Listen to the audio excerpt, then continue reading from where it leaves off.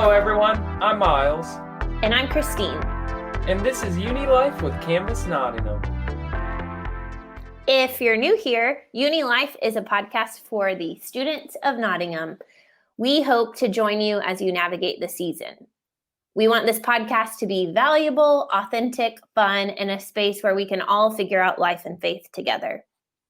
Speaking of faith, this week, Miles and I are going to talk about something that is, I would say, quite different to what we have been talking about thus far on the podcast. It is the topic of Bible, and we're going to walk through and do a bit of a Bible overview, which I think is going to be really interesting. Woo! How do you feel about chatting about this topic, Miles? I'm excited. It should be a good one. It's really interesting. I think a lot of times people have the view the Bible is boring and not relevant, but I think it's actually very interesting with a lot of crazy things that happen in it. Yeah, definitely. And I think too, wanting this podcast to focus on life and faith, we've focused on stories of people's lives and different challenges and journeys that people have been on in the past few episodes. And so I think it'll be cool for us to focus, on a more faith topic this episode. I agree. All right. I'm going to be asking Miles questions today. And you were the obvious person of the two of us to be answering these questions. I think it could be helpful, to share why that is. So after I went to university, I went to this place called seminary for 4 years. And seminary is this place where you study and look at the Bible and have all sorts of teachings about the Old Testament, which is the first 2/3 of the Bible, the New Testament, the last third of the Bible, and then theology, which is the study of God, and all these other conversations regarding this. So I studied that for 4 years, which just gave me a little bit of a framework to enter into some of these conversations. Definitely. Sweet. Well, let's start with why are we going to talk about the Bible today? Why do you think this is important? I think the Bible is one of the most important books ever written. It is by far the book that's been recreated more often than any other book in the history of humanity. So it seems to have this longevity about it that people from generation to generation find something important in it. And so over time, I think it still has something really important for us today, just like it did for people 1,500 years ago. Yeah, I agree. I think that's true. And for people listening, maybe they're Christian, maybe they're not Christian. We want this podcast to be for all uni students. So how does this apply to different kind of people, do you think? Yeah, I think the Bible has a little bit of everything. So there's a little bit of violence and war in the Bible. So if your life is in turmoil, there are plenty of stories of that in the Bible that you can draw parallels to. If you're in a place of desperation and loneliness, there are a lot of stories that are very emotional and that you can really relate to in the Bible. And if you're in a place of needing hope because you're in a really hopeless situation, I think the Bible provides and points to the ultimate hope. And so I think regardless of what you're feeling or what you're experiencing, there is a tie-in to your life in the Bible. So in other words, regardless of what you believe, the Bible speaks to a wide variety of life circumstances and is applicable to all sorts of people in very different seasons of life. Absolutely. And I believe regardless of who you are, if you really try to read the Bible honestly and openly, it will give you something. So even if you don't identify as a Christian, I would just say give it a shot. What's the worst thing that can happen if you just read 20 to 30 pages of a book? Yep, I agree with that. I also think it is a large book. And so imagining somebody who has had no interactions with a Bible, has never read a Bible, I think this is a great starting point to just understand kind of big picture what is in the Bible, what is the contents a little bit, what's the general makeup of the Bible, and is a great place if you are kind of open to exploring faith or interested for, it's a great place to start. Absolutely. Like just generally, there's 66 books in the Bible. And just to understand it's not like all written at one time. The Bible was put together over 1,000 years. So there's traditions passed down from one generation to the next to the next. And those oral traditions eventually started to get written down by people a little bit later on. And so to think through the Bible, it's not like one single author. It's much more like a library with a lot of different authors, and they all have a different point in relation to this one central figure, God. God is the consistent theme throughout the Bible and the experiences of God. And so I think it's really important to view it through that lens instead of how we traditionally think of books. That is really helpful to frame it in that way as we start this conversation. How does the Bible all get started? Like, take us from the beginning. Yeah, I mean, the Bible begins in this book called Genesis, which is the very first book of the Bible. And at the beginning of Genesis, there's nothing. Like, there's just chaos in the world. And what God does is sort of make order out of this chaos. It was not anything, and then it became something.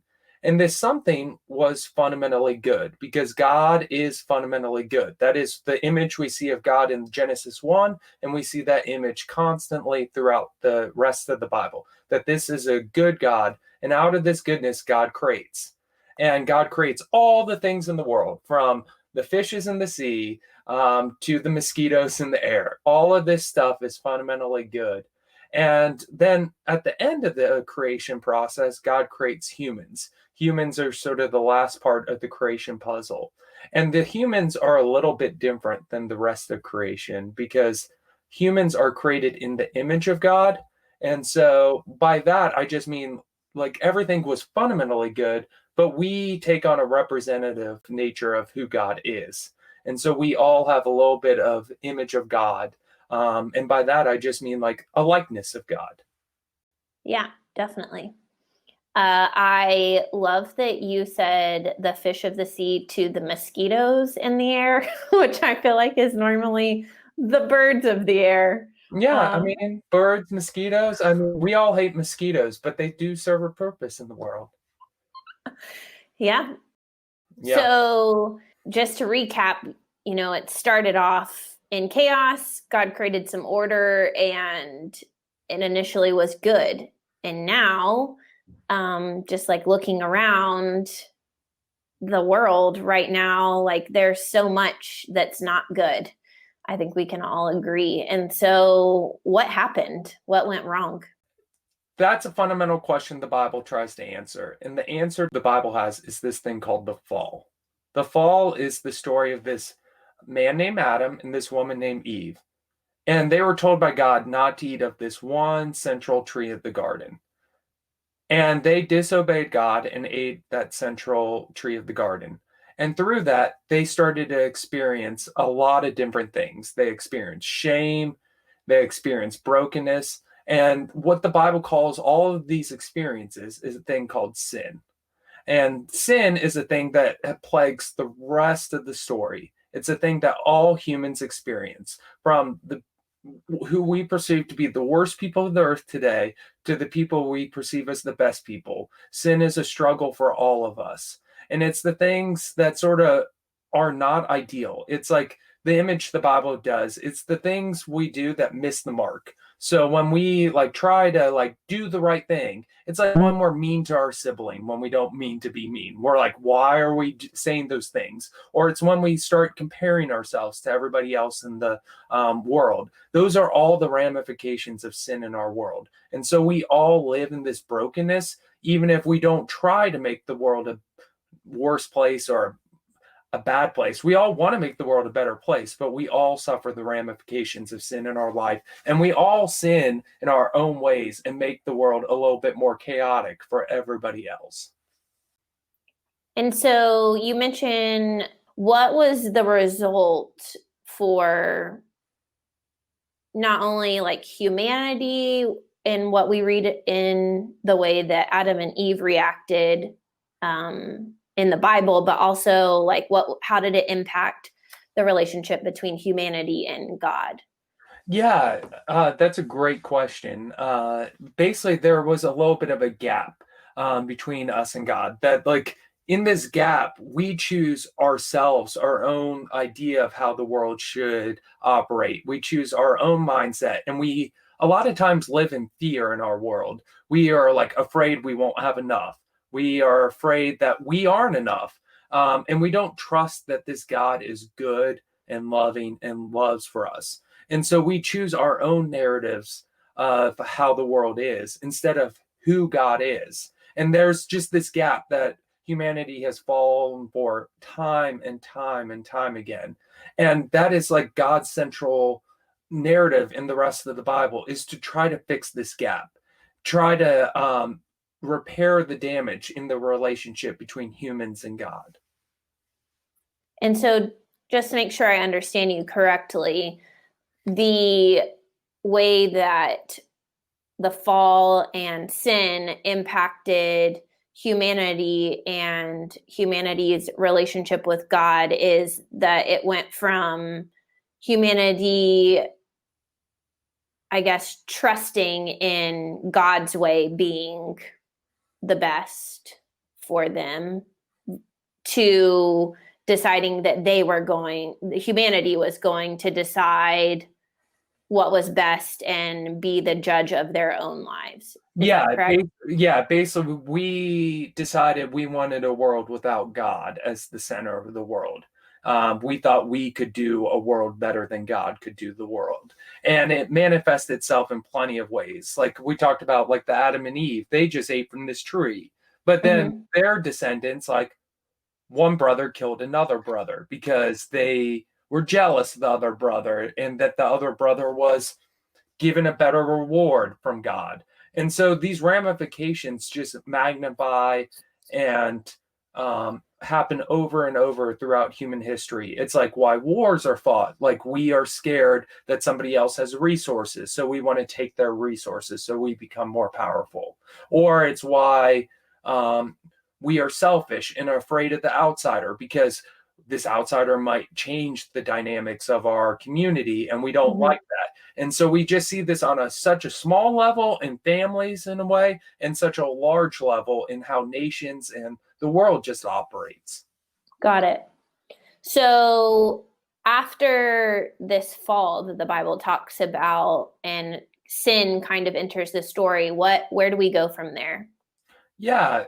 So the Bible in the next few chapters just really goes through the stories of how this sin sort of plagues humanity. Like it's just constantly there and just getting in the mess. And ultimately, God decides to single out this single people group. They're called the Israelites, like Israel and Palestine, where that's located today. And God started this with this man named Abraham and his wife named Sarah. And basically, God from there promised that I'm going to do something special in your heritage with your line of people, that I want to repair this brokenness between all of humanity, and it's going to begin with you. Interesting.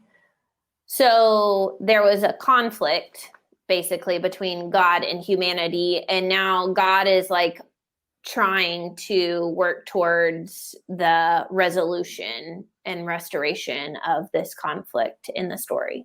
Absolutely. Like it's just like there's that gap of like God wants to restore that perfect world, and humanity is choosing the less ideal way of sin and brokenness and hurt relationships. And God tries to find solutions to this throughout the Bible. And so God begins this special relationship with the Israelites because he wants these people to be God's special representative to the world. So it's like, if I have a special relationship with you and you see how I really am, then you can show the rest of the world who I really am by how you act and how you treat people and how you love one another. And if it's fundamentally different than how people in the rest of the world operate, people are going to be drawn to that. And there's something different and unique about that. Yeah, definitely. So does that go to plan when God pursues the Israelites? What happens? So there are some high moments and some low moments in the journey. And so the high moments are like God does reveal himself through the Israelites. We get a clearer picture of who God is. Like we see this time and time again about God wanting to set the Israelites free from slavery. Like eventually they get taken captive by the Egyptians and God wants to free them.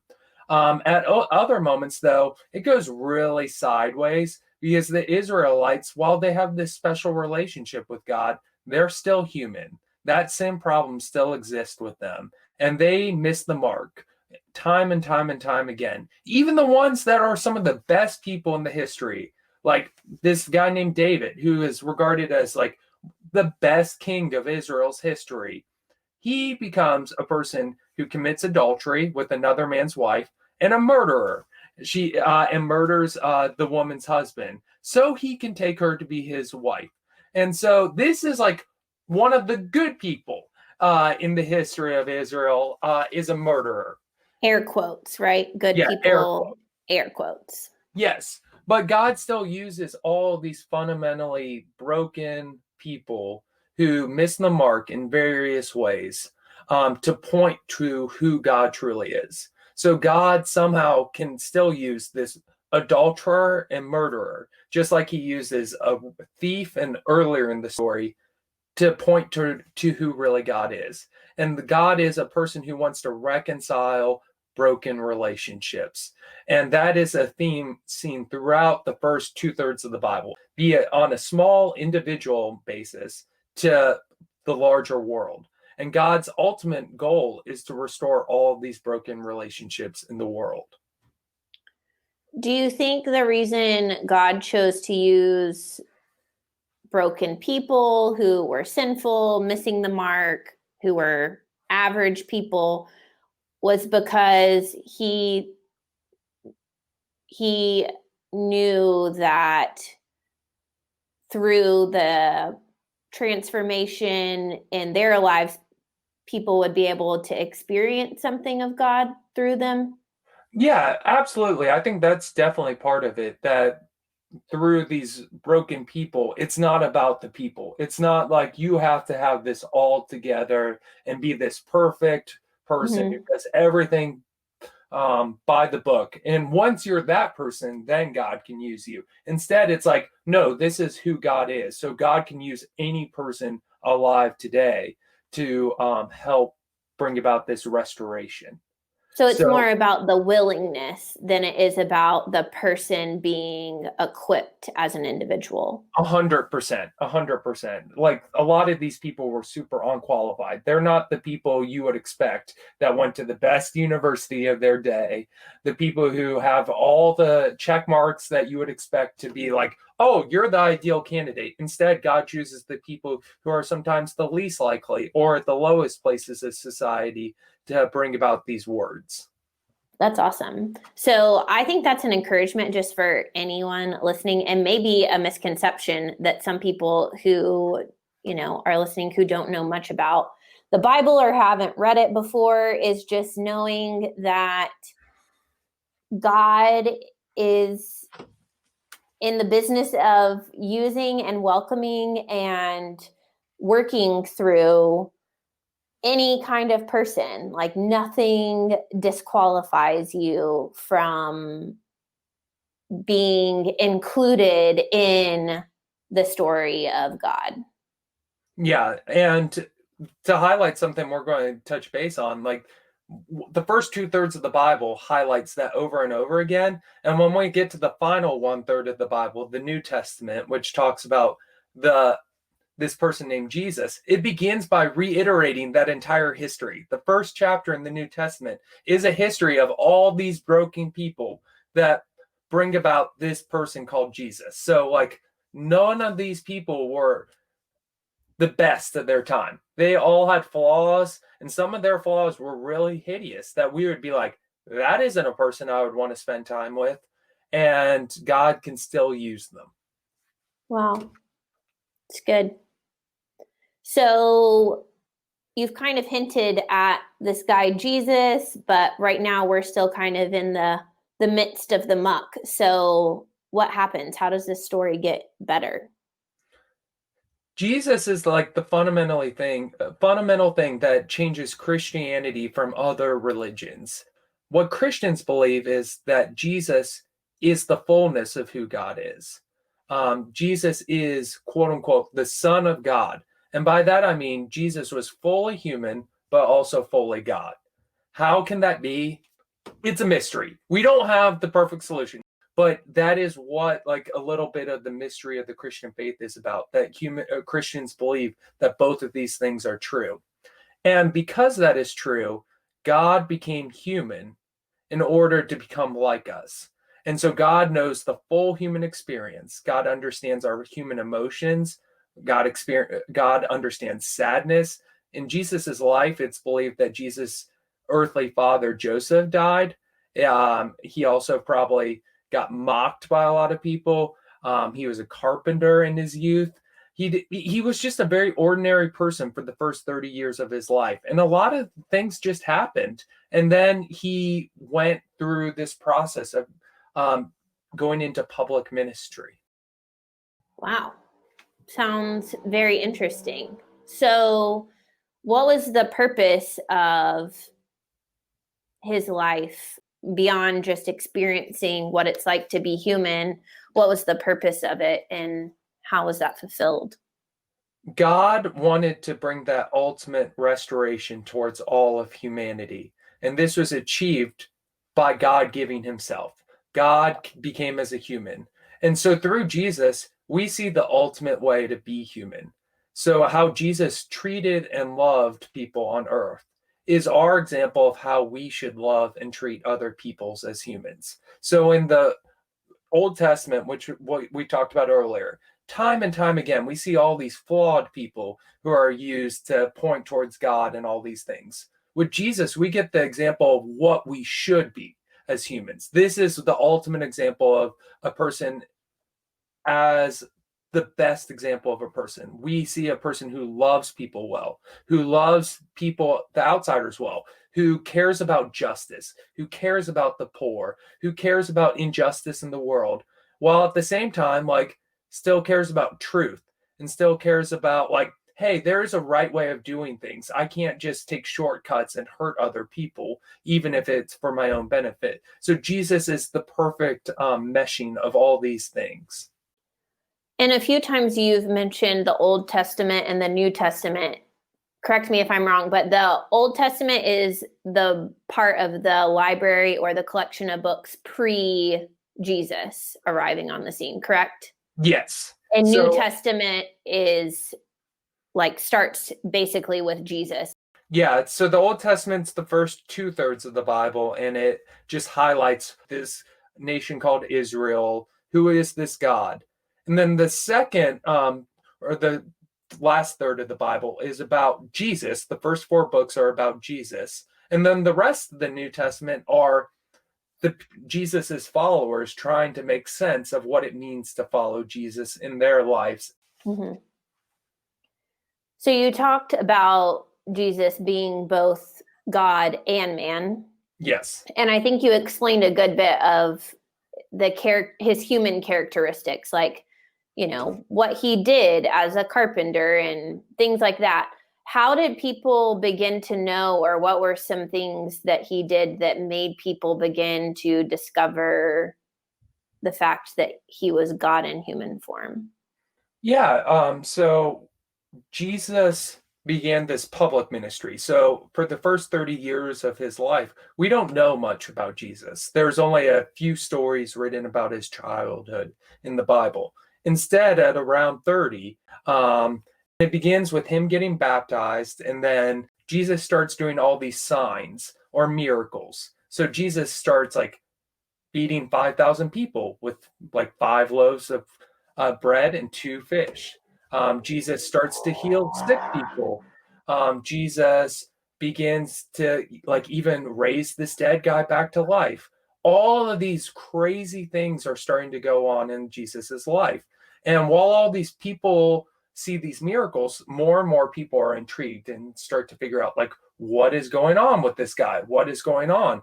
And when more and more people are intrigued, Jesus then starts to give like monologues, I guess, for lack of a better word, about who he truly is and who God truly is.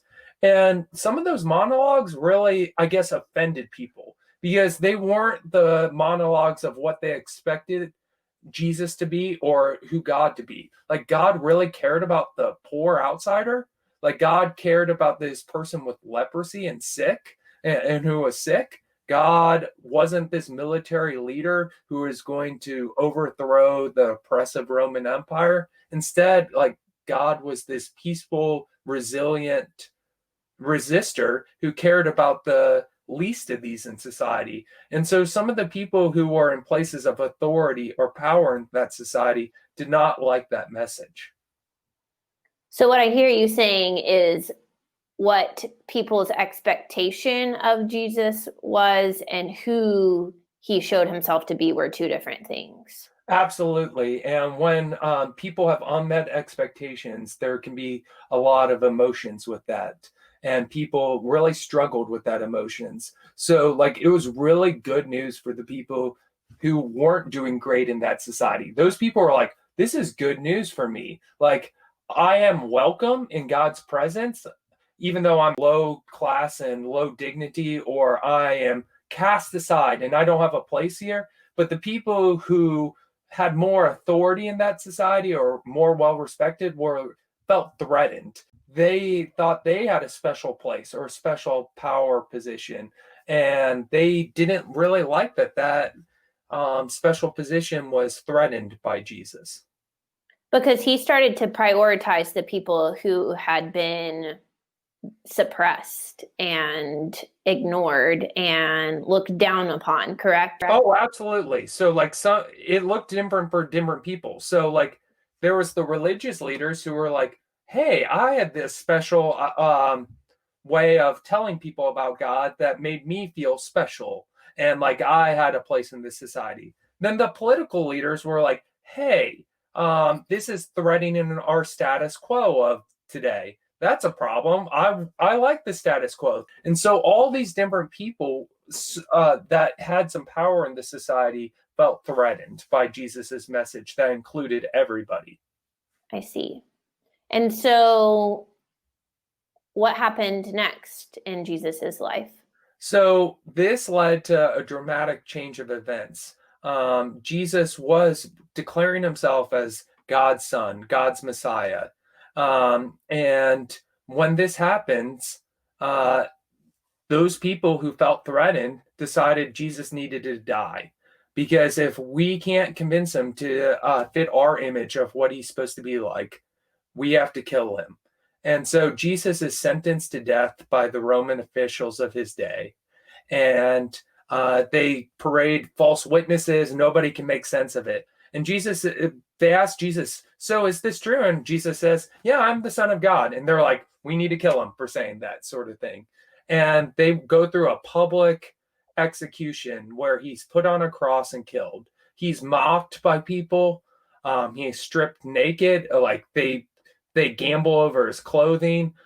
His friends betray him because they're afraid if they say, "I'm with Jesus, I'm going to die as well." He's spit upon. He is brutally tortured. It is one of the like least humane things that could have happened to a person, and it all happened to Jesus. And while his mother was watching. Wow. And Christians believe that that's something that God allowed to happen, correct? Yes, it's like one of those like great mysteries of Christian faith of like if God could fix all the problems in the world, why would God allow this? And there are many different explorations in Christian history, but something fundamentally changes on the cross where Jesus takes that shame, that pain, that hurt that have built up from generations and that will continue on for generations, and Jesus takes it upon himself.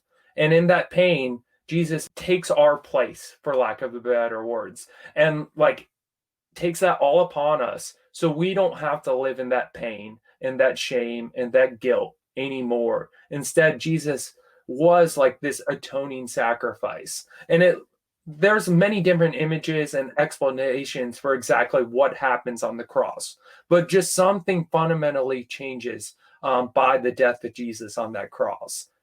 And that's what restores the relationship between God and humanity, which had been broken during the fall in Genesis, right?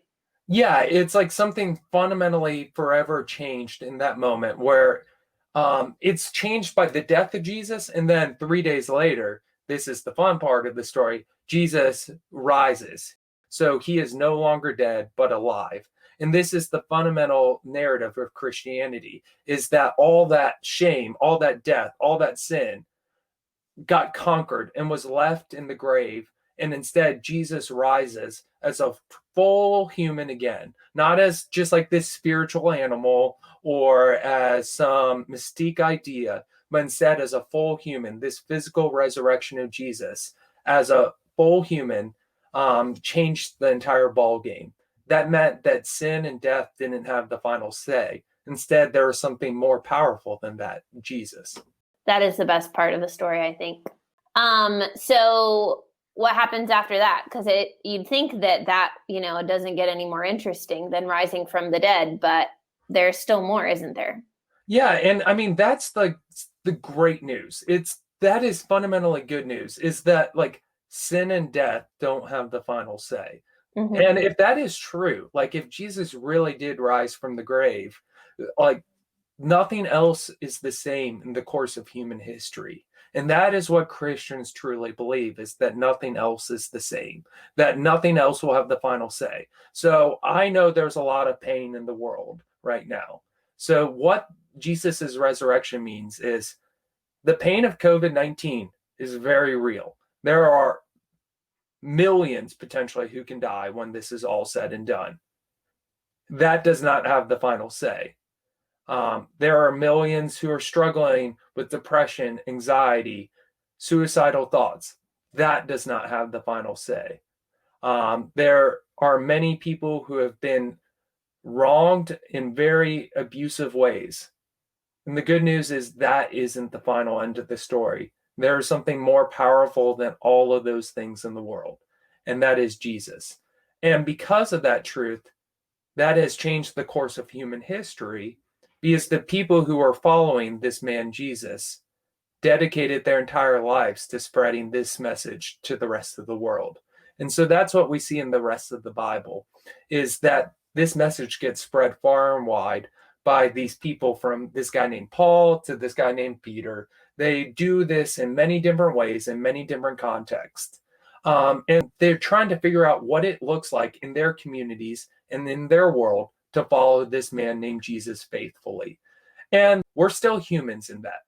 We're fundamentally good, but there's still that brokenness inside of us. So you see that in a lot of these letters written in the New Testament, that they're arguing about some of these small petty things, but we sort of struggle with that as humans. Like, we get caught up in the little details of life and miss the big picture a lot of times. And so I actually find a lot of the New Testament arguments very refreshing and relatable in a lot of ways to our lives, because think about how many times we get caught in the weeds with the people we love most in our lives. Some of the dumbest arguments and most hurtful things we say are about the pettiest things in our lives, instead of like having the big things that are talked about. And so that's what a lot of the New Testament writers try to figure out, is what does it mean to be people of different sexes or people of different ethnic backgrounds to follow Jesus, and how do our identities fit into this larger narrative of what God is doing in the world. And it's complicated and messy. And that is what we've been trying to figure out as Christians for the past 2,000 years. Yeah, that's right. I think something that is said a lot of times at the church that you and I go to, Miles, is that as Christians, we focus on knowing more about Jesus, becoming more like Jesus, and making an effort to do more of the things that he did in the way that he lived his life. And so, how does the story end? Because every good story has an ending, right? Yeah, absolutely. So I think the best way to look through the Bible is a 5-act play.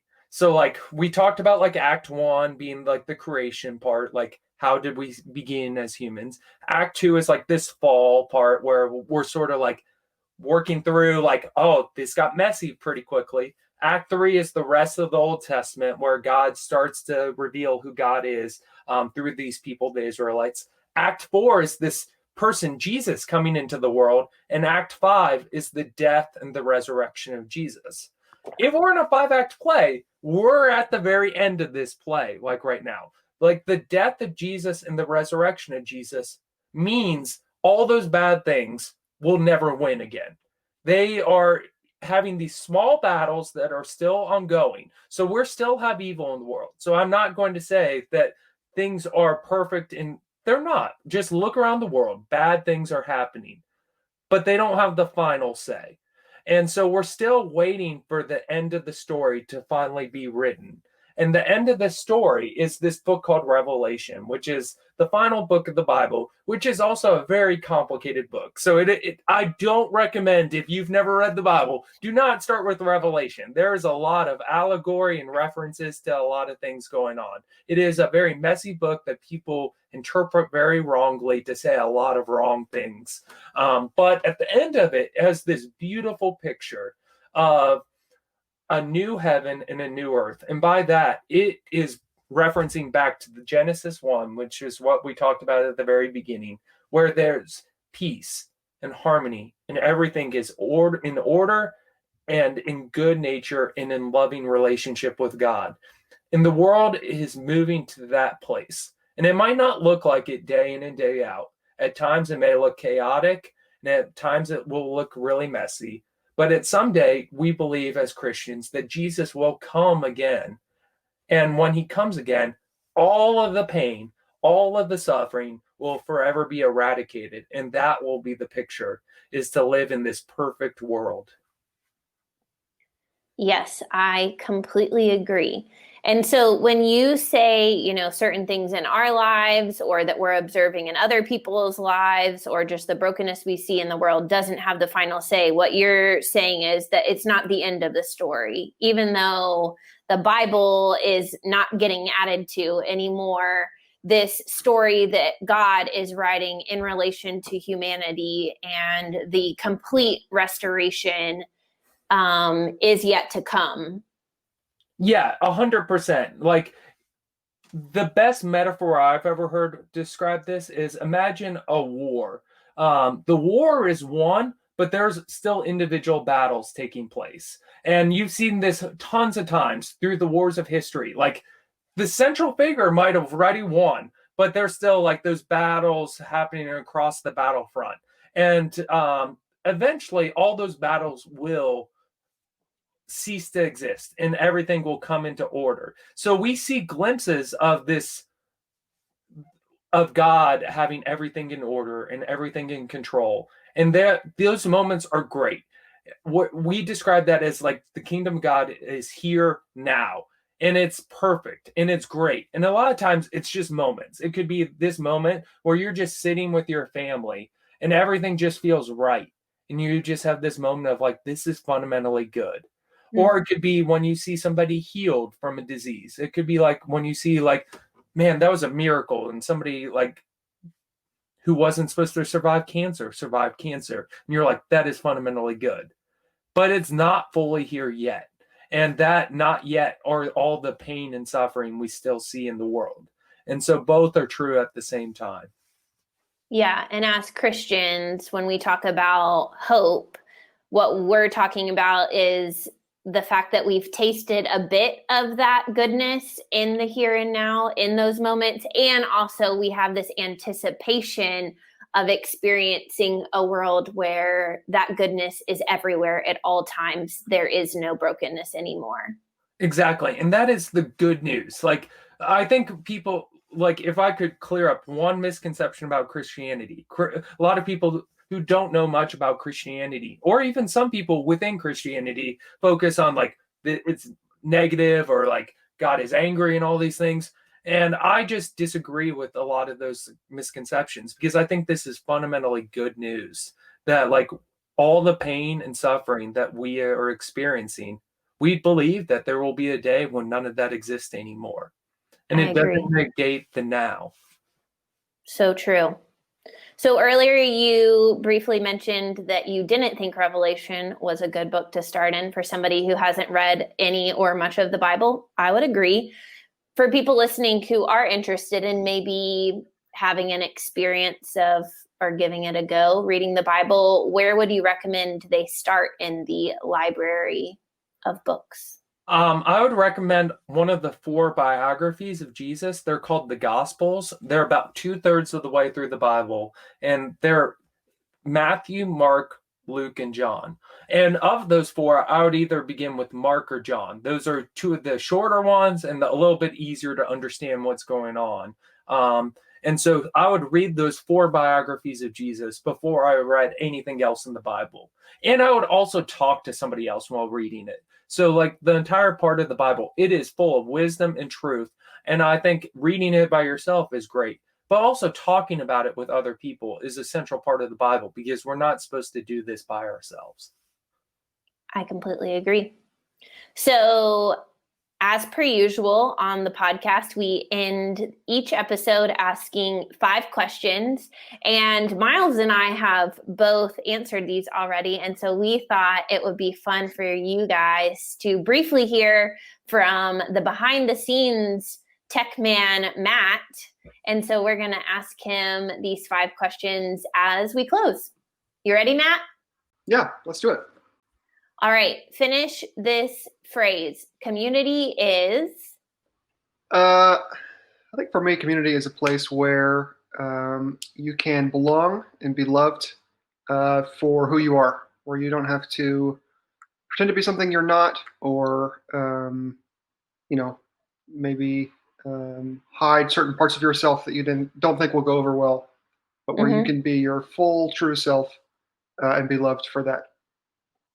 It's good. What is your favorite takeaway? So I think the true answer is pizza, but that was the answer last week. So I may branch out a little bit and go with fish and chips, Ooh, nice. which I think has also been an answer, but not last week. There's only so many kinds of takeaway. That's true. You can still say pizza. I mean, if that's your true answer, then Okay, I'll say pizza then. Great. Where would you choose to get pizza from in Knott's if you're going to get takeaway? So my favorite pizza in Knott's is this place called Oscar and Rosie's. Come on. They don't always do takeaway. They've started doing more takeaway since the lockdown, actually, which has been nice. They're like a 1-minute walk from my apartment, and so I'm a big fan. Nice. What are you currently binging and loving? So I'm actually very excited about this. This is my favorite television show ever, and for almost 3 years now, it has not been available here in the UK. But All 4 finally just added The West Wing. I love it so much. We've been binging it. Just finished season 2. It's just so good. It's just so well written. The dialogue is great, and it's about good people. It's about people doing their best to solve hard problems and make people's lives better, which I just love. It makes me all warm and fuzzy. Nice. Where can you stream it? All 4. All 4. Noted. What's something that you are grateful for in the midst of this season? I think something I've really enjoyed is, it's simple, but just like being, as in the season of working from home, my wife and I get to just like sit and eat lunch together every day. and talk about how's your day going. How are your coworkers doing? And it used to be we obviously went to work like normal, and so we didn't get to do that. And so it's been really cool to be in our flat and just be able to sit down and have lunch together. That's very sweet, and I feel like everyone listening is going to be like, "Aww." Yep. All right, final question. Would you rather? I feel like this is a very 2020 would you rather question. Let's see if you can get the connection. Would you rather lose your sense of taste or your sense of smell? Hopefully neither.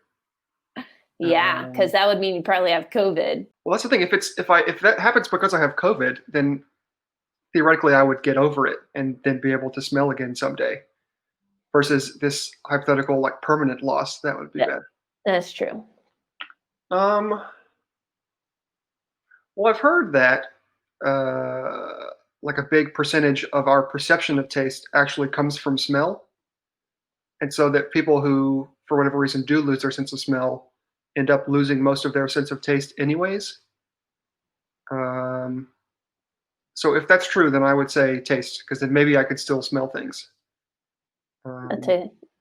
Sounds like a wise choice. But it does make me really sad to lose my sense of taste. Good thing this is just a hypothetical situation. Yeah. Sweet. Well, thanks so much for answering our 5 rapid fire questions, Matt. Sure. Thanks so much for tuning in today. I can't tell you how much we appreciate you all joining us in this podcast journey that we've been on for the last couple of months.